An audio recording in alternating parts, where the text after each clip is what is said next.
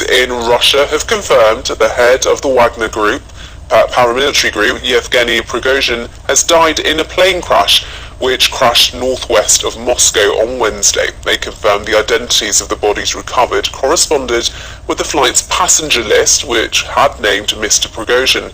Now, the mercenary leader had led an aborted mutiny against the Russian military in June, amid growing tension with Russian commanders over the war in Ukraine. He'd since relocated to Belarus, and you can see him on our screens now speaking a few months ago. Well, live now to BBC's monitoring Russian editor Vitaly Shevchenko. Vitaly, we sort of suspected this was the case, and now we've got confirmation that Prigozhin has indeed died in that crash.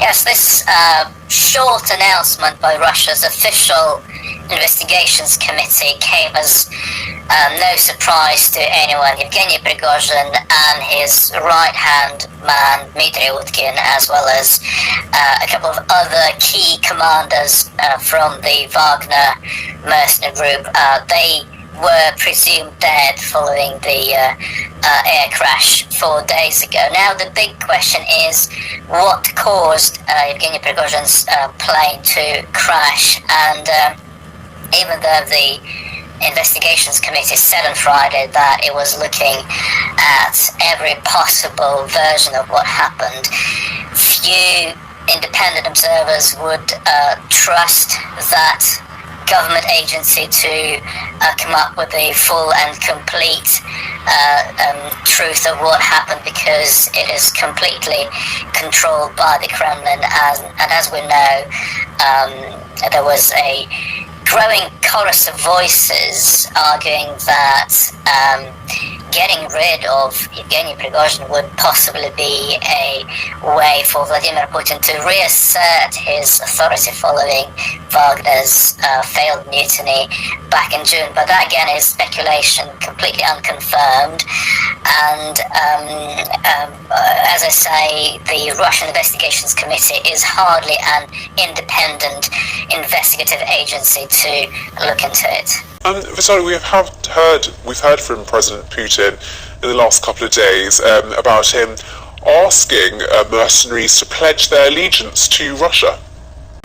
Indeed, that's a presidential decree that was issued with immediate effect on Friday, and it can be seen as a way to strengthen government control over the proliferating number of private military companies involved in the so-called special military operation against Ukraine.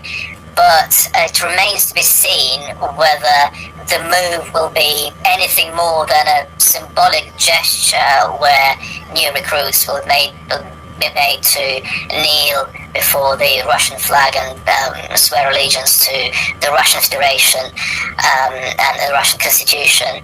As things stand at the moment, it's difficult to see it as a bulletproof way of making sure that whoever signs up to join the fight against Ukraine stays loyal to Russia's official top brass, as it were.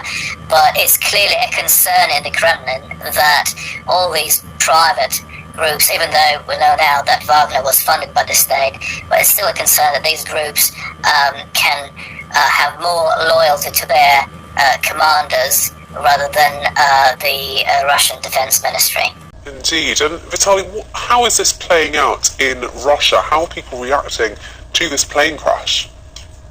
Well, questions are being asked, and even though state television, it didn't exactly play up the importance of the crash. The reports that it broadcast were short and dry, and merely said that Yevgeny Prigozhin's name was on the list of passengers declared as flying there, and there was absolutely no effort to explain the significance of what happened or speculate about the possible causes. But still, Russians can access social media, and that's where a lot of speculation is happening.